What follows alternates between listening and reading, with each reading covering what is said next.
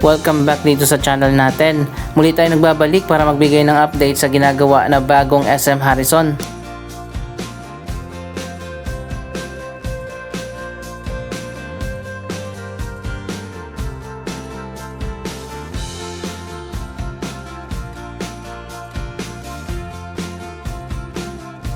So ayun guys, ito na pala ang pinaka-latest na update. Nasa 3rd floor na ang ginagawa na bagong mall.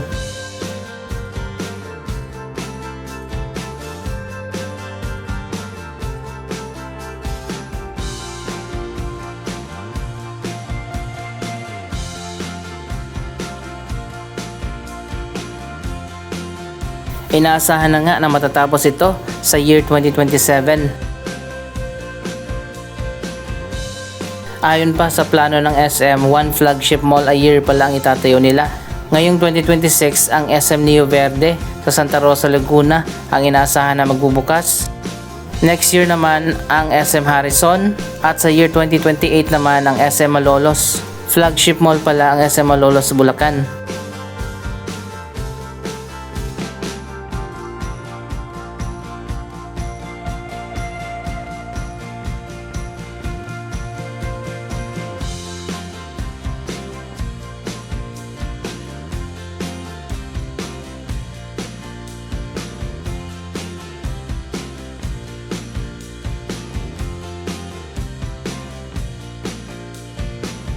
Ibig sabihin kapag flagship mall, mas malawak, mas maganda, mas modern ang design kumpara sa mga regular na SM.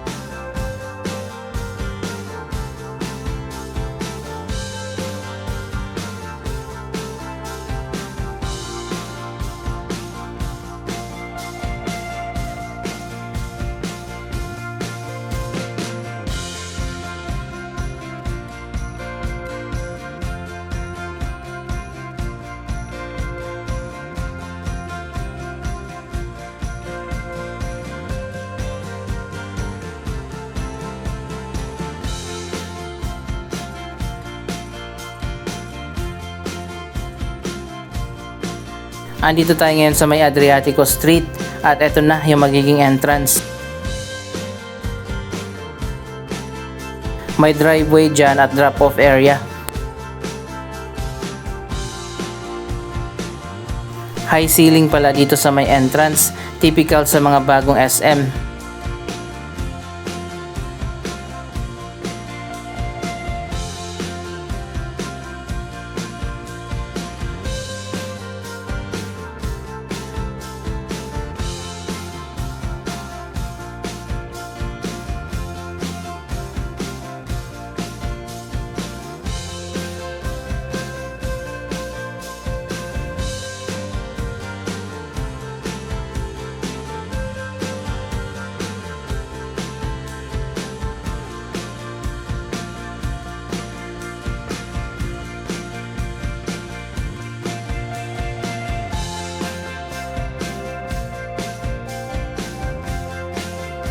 Hindi lang mall ang itatayo dito, mayroon ding mga residential towers. Ang mga residential tower naman na itatayo dito ay under sa SMDC Heights. Yan ang mga premium residential condominium ng SM.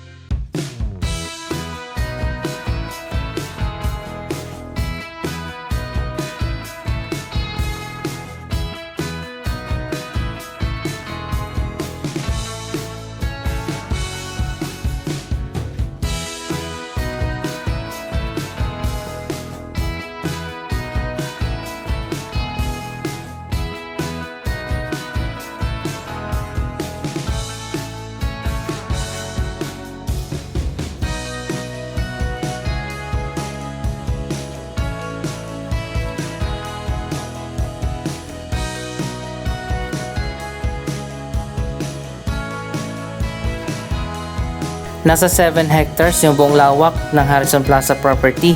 Kaya sobrang lawak talaga ng mall na tinatayo dito.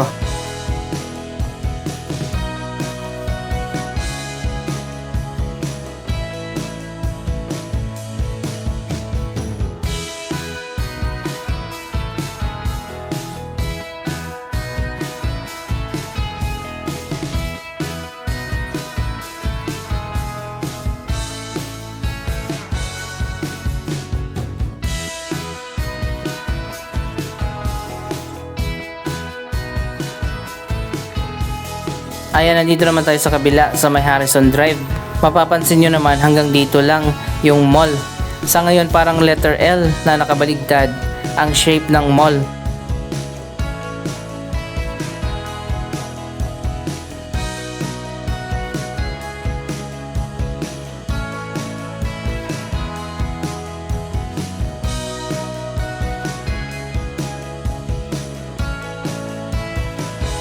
So ayun guys, makikita naman natin dito sa kabilang side na kasarado na.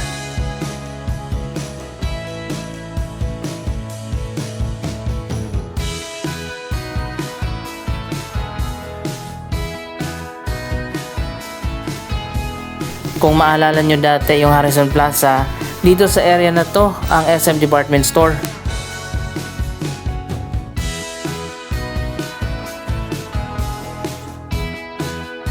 So ayun guys, makikita nyo naman hanggang dito lang yung mall at papunta na doon sa kabila, parang letter L. Ang tanong, anong itatayo dito sa harap?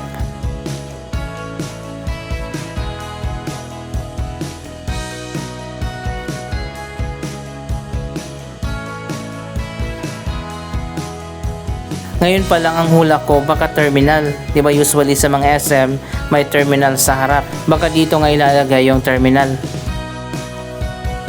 Anyway, hindi lang dito yung ginagawa ngayon na project ng SM, pati na dito sa kabilang side.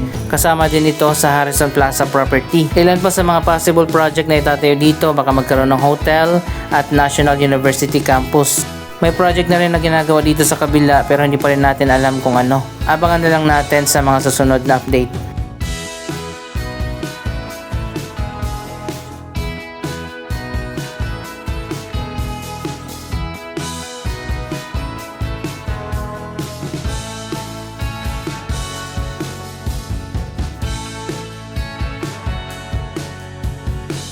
Andito naman tayo sa kabilang side along Mabini Street. Andito tayo sa harap ng Bangko Sentral.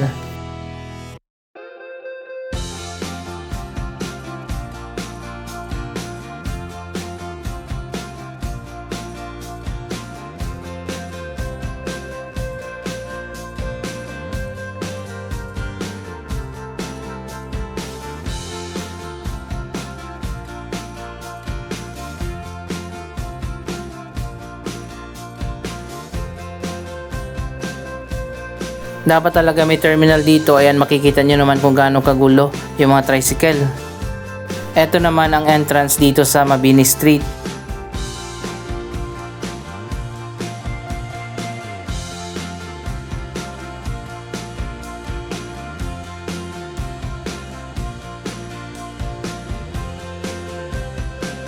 Tingnan nyo ang ginagawa ng SM, yung mall talaga ay nilapit nila dito sa kalsada at yung entrance ay madali mo talagang makita.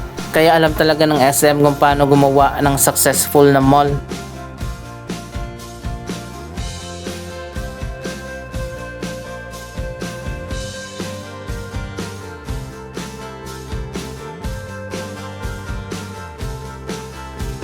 Anyway, dito sa Mabini entrance, mataas din yung ceiling.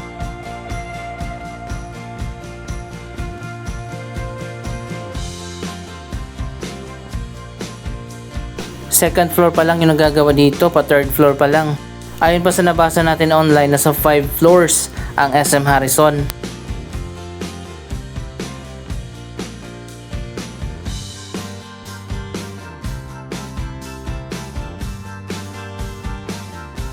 So ayun guys, para sa mga nagtatanong ng update sa ginagawa ng bagong SM Harrison, sa last quarter ng year 2027, magkakaroon na ito ng grand opening. Anyway, isa pang mall dito sa Maynila ang pupuntahan natin dahil natapos na nga ang rehabilitation ng Robinsons Manila. Finally natapos din, last year pa nagsimula ang major renovation dito. Tingnan natin. Hindi kasama sa renovation itong Midtown. Ang nirenovate lang ang Pedro Hill Wing, Padre Faura Wing at Santa Monica Wing. So ayun guys, ito na nga ang final design dito sa Pedro Hill Wing. Napakaganda na. Ayan, makikita nyo naman na modernized na nga ang Robinsons Manila.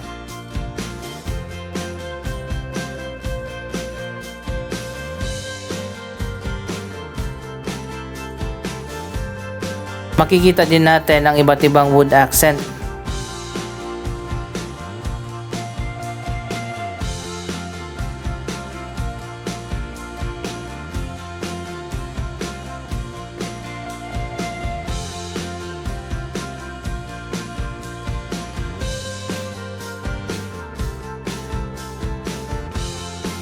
Parang Japanese style naman ang design dito sa taas.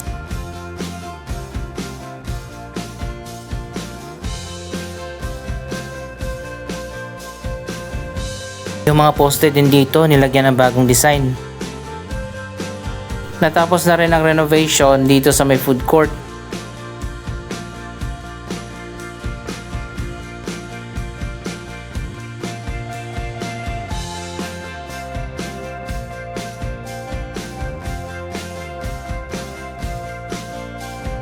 Ganon din dito sa ceiling ng atrium.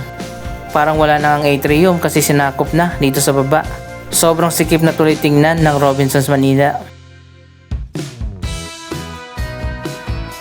Bago na rin ang mga escalators pati na mga elevators.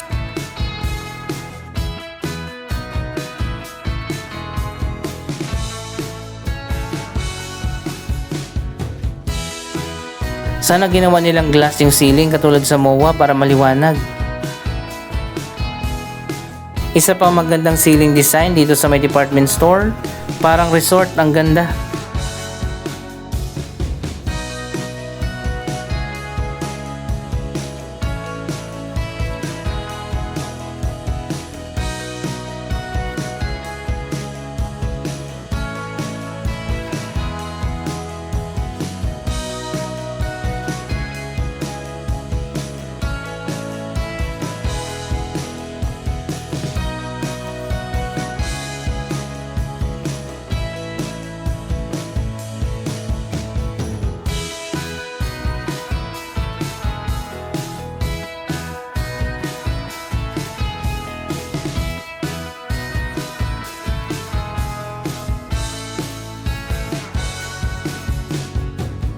Dito naman tayo sa may Padre Faura wing. Ito naman ang design ng ceiling, mas maganda.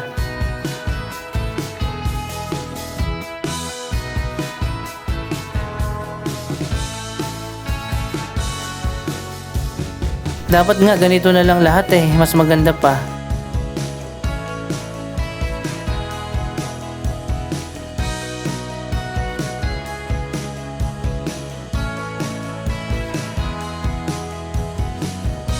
Yung dating ceiling design na madilim, ngayon ay maliwanag na.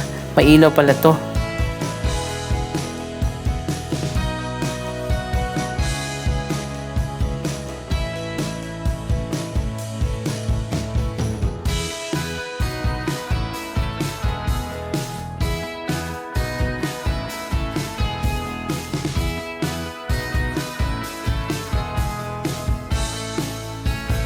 Tapos na rin ang renovation dito sa Padre Faura wing.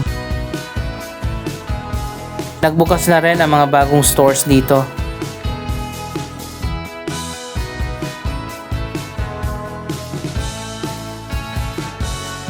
Ito na nga ang bagong look ng Robinsons Manila.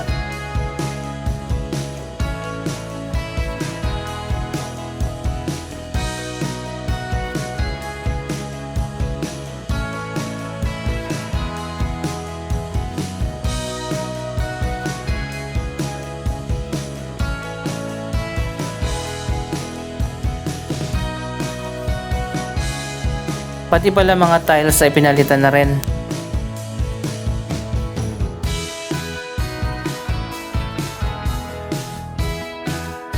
Dito naman sa Santa Monica wing, maganda rin ang design ng ceiling.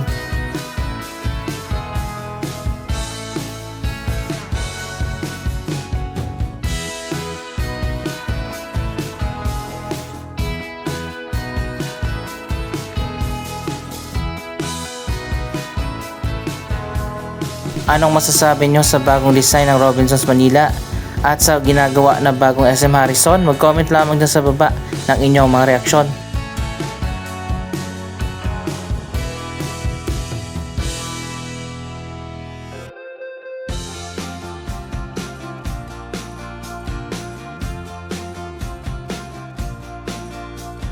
Maraming salamat sa inyong panonood. Huwag kalimutan na i-like, i-share ang video ito at mag-subscribe. Thank you for watching!